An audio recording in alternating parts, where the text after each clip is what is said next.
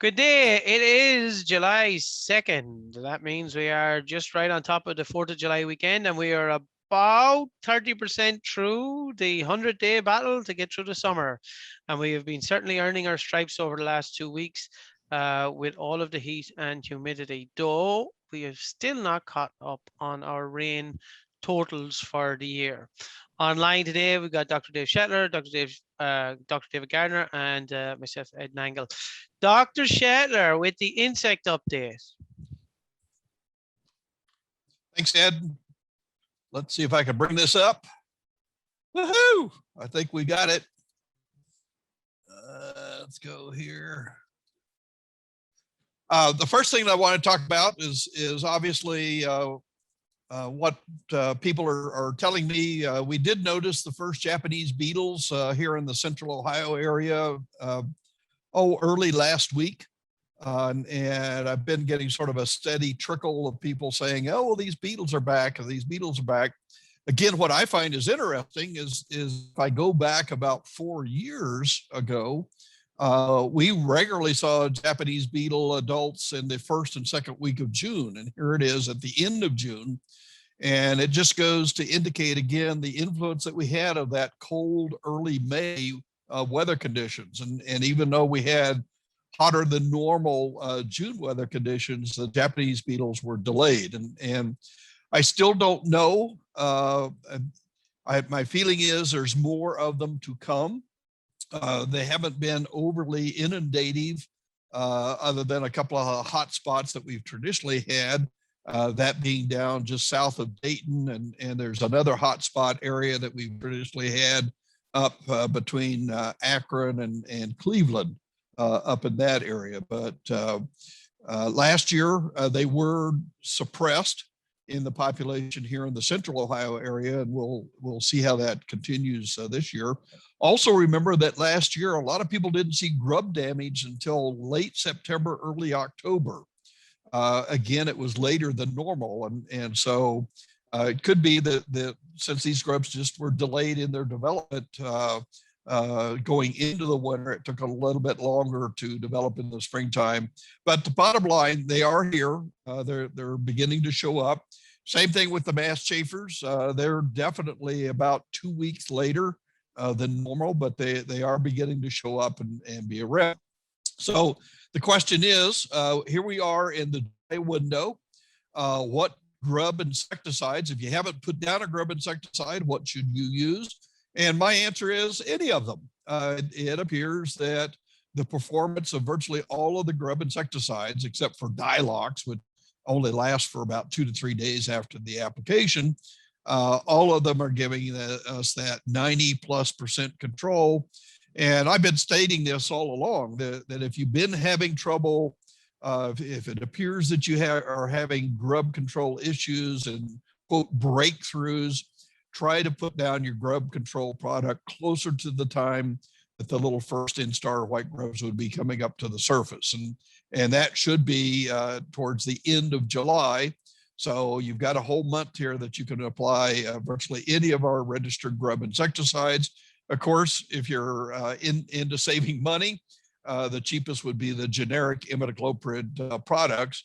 Those are easily, as you can see here, a lot of studies that were done at the 0.3 pound of active ingredient, well over 90% control on the average with those products. Okay, the next thing is I'm a little bit worried with the drought and heat conditions that we had, and a lot of the unirrigated lawns started going into what looked like summer dormancy. Again, don't be fooled by that. Remember that the bill bugs can cause turf to die out. And I still remember when I visited, I was actually driving by this lady's house and I thought, oh, wow, that's a spectacular. And what's interesting about this is it does look like this was just going dormant. You can see here some stripes in here, which would probably be areas that there was a little bit more soil moisture and the grass was staying green in there. And sure enough, when I was taking the pictures, it always, I don't know why it always happens, but she was standing over here, I guess, in front of this window, and she came out and said, "Can I help you?" And I said, I was just admiring the areas of your lawn, especially up here, that have been killed by the bill bugs. And she said, oh, well, I was just told it was going into summer dormancy. And so I did the tug test. I pulled up and showed that the stems broke off very easily there. There were no live roots or crowns in that area. And this area especially was going to need a reseeding. I see there's a little bit of green in here. And if you get some water to that quickly, you might be able to get that recover, especially if it's Kentucky bluegrass, which can spread out some tillers and grow in those areas. So again, much of Ohio just yesterday got a lot of rainfall coming in. And if you don't see some recovery of that turf, I'd really suggest you stop your truck, get out, do the tug test. And if you end up with a bunch of broken stems like this filled up with some frass material, you may want to consider that lawn may need a overseeding or a reseeding this fall, because it's probably dead. And Dave Gardner will probably talk about when you get these dead areas in here and these open areas, that opens it up significantly to weeds, which again may need a special treatment later on in the season. That's all I've got, Ed. I just wanted to talk about those two primary critters, the white grubs and the bill bugs. Thanks, Dave. No, the one thing you didn't clarify, did that lady come out with a 12 gauge or she had a 454? I think she was just curious. I think she thought I might be a real estate guy, trying to take pictures and harassing her later. Would you like to sell your house? Only entomologists would go and look at a lawn. Weed scientists would, of course, look for the Roundup damage. Dave would have to pull up the turf to see what's going on.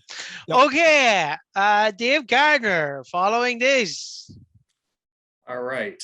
Greetings, everyone. It's interesting that you say that, Dr. Shetler, about the insects and the damage to the turf and then the weeds following up. I suppose timing is everything.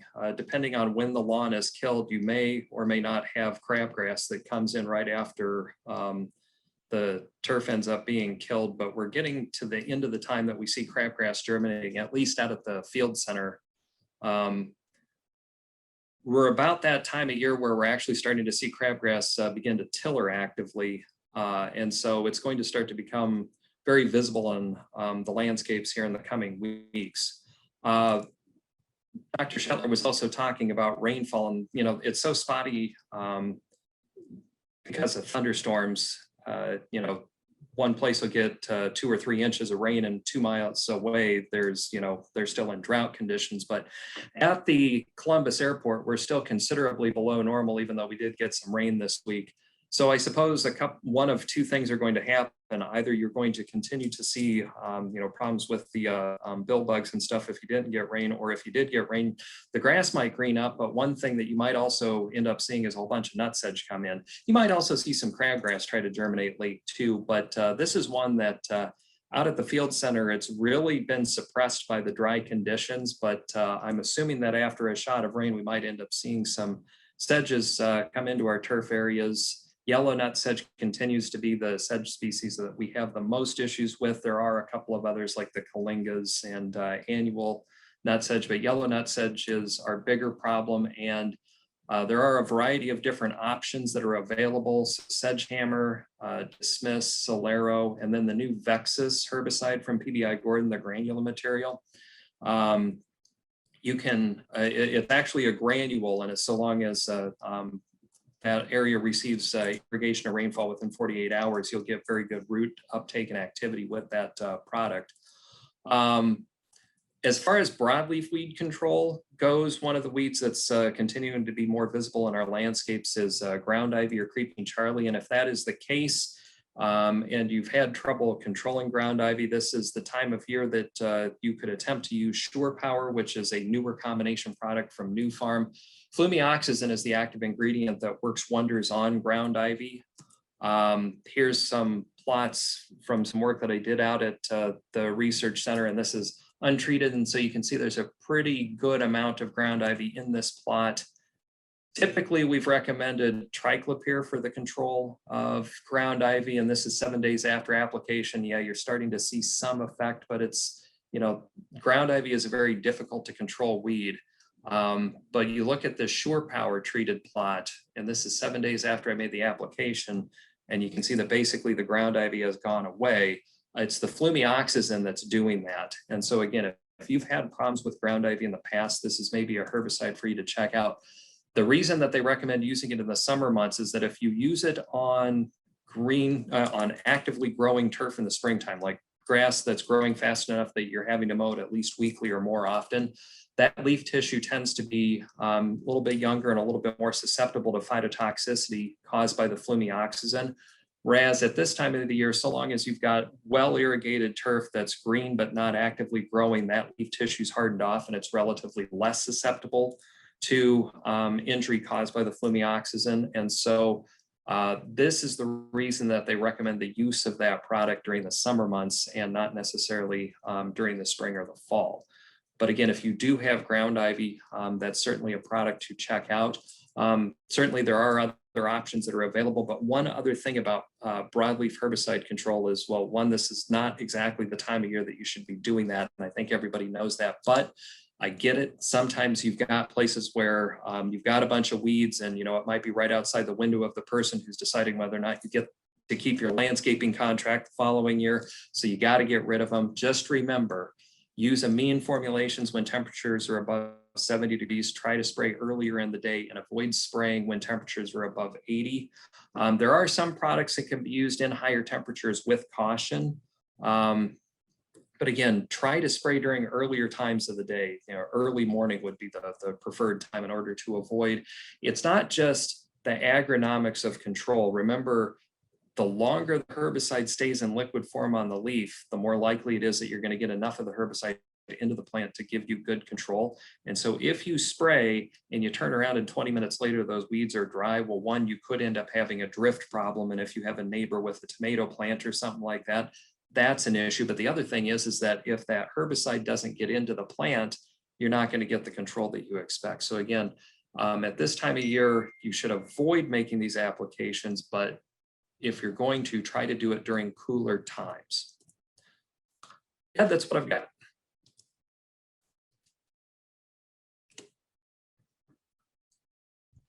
Thanks, Dave. Apologies. I was finishing my last minute panic slideshow completion. Just from the standpoint of expectations and control, Dave, on the crabgrass front, you know, for those who went with pre-emerge, do you think that they're going to start running into problems with need for a second application, or it seems like because of dry weather, we should be good? I would say that the dry weather is certainly going to help things. You know, conditions have not exactly been ideal for germination of crabgrass this year. That said, if they go out, you know, and we're getting right to the end of the time that we see crabgrass naturally germinating. You know, the main flush is in May into early June. There's still some that will try to germinate at this time of the year, but pretty much if you don't see crabgrass germinating by now, you're probably not going to. So on areas where you put out a pre-emergent herbicide, you know, check to see if you don't see any seedlings, you know, you're probably good to go. If you do see seedlings, you know, most applications of post-emergent control of crabgrass made 20th of July or later.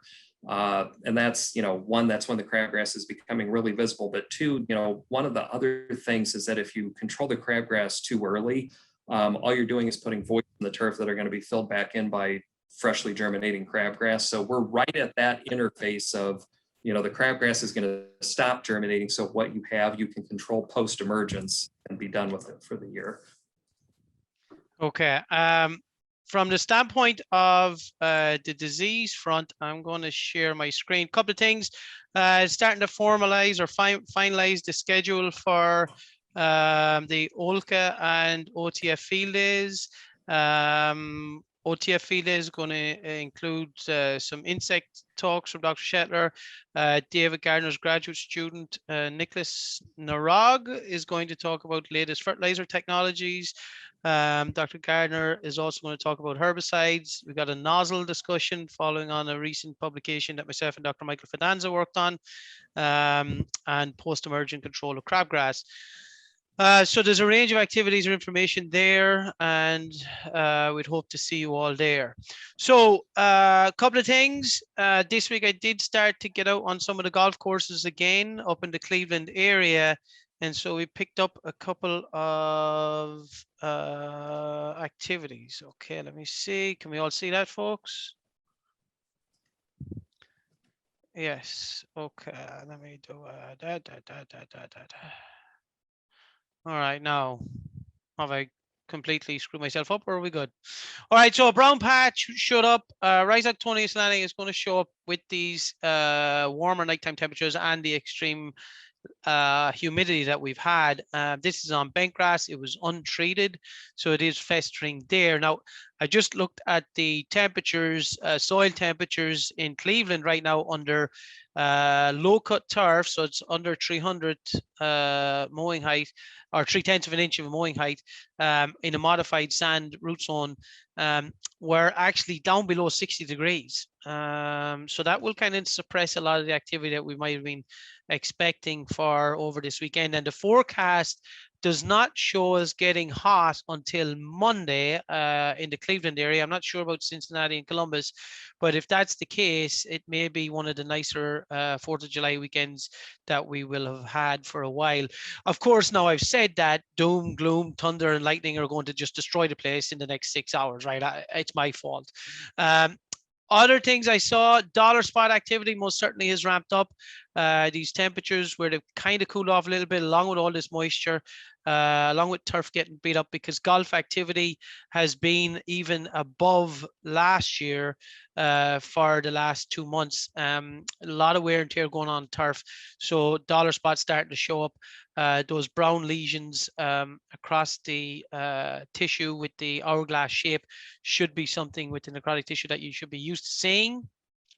The other thing with the humidity that we've seen more from an agronomic standpoint is be careful with your mowing heights, right? There's going to be some potential for scalping with all these rain events that Dave Gardner was just talking about, that these excessive levels of moisture, rain events are pushing turf into more spongy type situations. And this is our research green in Worcester, so don't be too concerned about the moss. That's all there to be killed as well.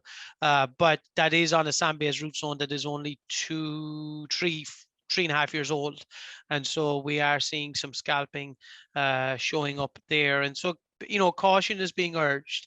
To go back to the lack of moisture and activity for pathogens, fairy ring has started to really show up. I know Mike Fidanza is probably putting out his Frisky Fairy Ring Friday pictures as we speak on Twitter, but there are going to be plenty of opportunities to see this. And I've had a couple of questions from homeowners about this as well.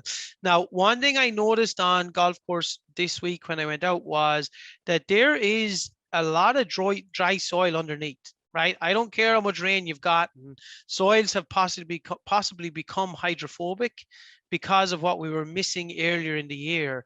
And so if you've not gotten on your wetting agent program, you need to get on it ASAP, because this problem is only going to get worse as we continue to go through the heat of the summer, regardless of what moisture we've gotten.